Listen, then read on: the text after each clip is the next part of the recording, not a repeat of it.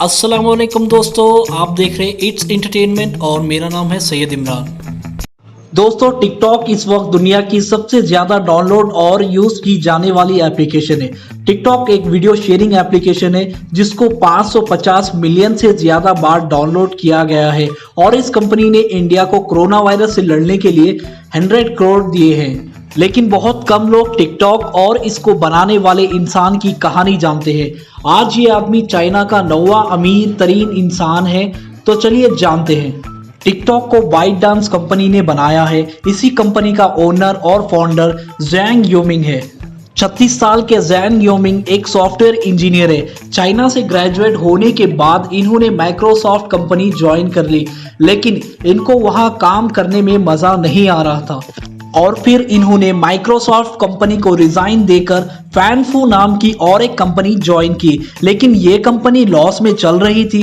इस कंपनी ने कई लोगों को जॉब से निकाल दिया, जिसमें ज़ैंग भी शामिल थे।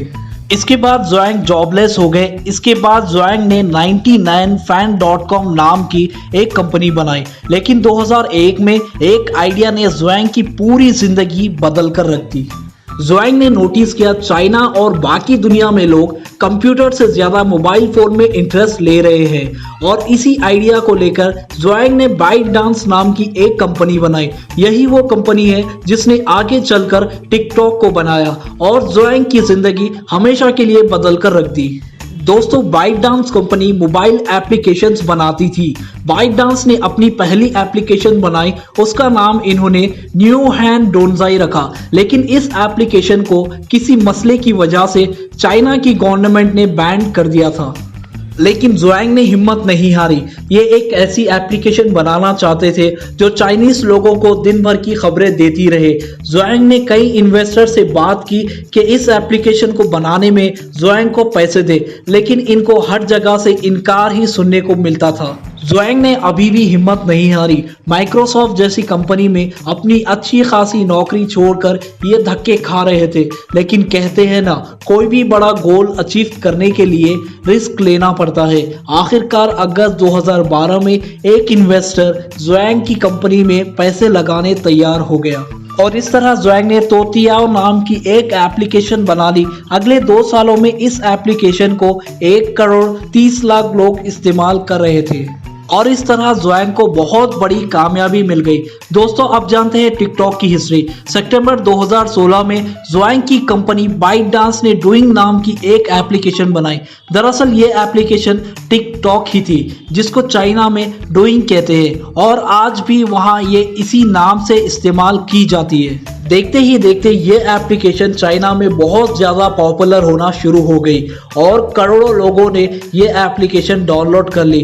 ज़ैंग ने सोचा क्यों ना इस एप्लीकेशन को पूरी दुनिया में फैलाया जाए और यही सोचकर सितंबर 2017 में इस एप्लीकेशन को टिकटॉक के नाम से दुनिया भर में लॉन्च कर दिया और फिर कुछ ही महीनों में टिकटॉक पूरी दुनिया में मशहूर होना शुरू हो गई। चाइना में लोग इसको डूइंग नाम से ही इस्तेमाल कर रहे थे। नवंबर 2017 में ज़ैंग ने म्यूजिकली नाम की एक मशहूर एप्लीकेशन जो टिकटॉक जैसी ही थी 1 अरब डॉलर्स में खरीद ली, यानी तकरीबन 150 अरब रुपए में। ज़ैंग ने म्यूजिकली को टिकटॉक के साथ मर्ज कर दिया, यानी अब दुनिया में टिकटॉक जैसी एप्लीकेशन का कोई बड़ा कॉम्पिटिटर नहीं था।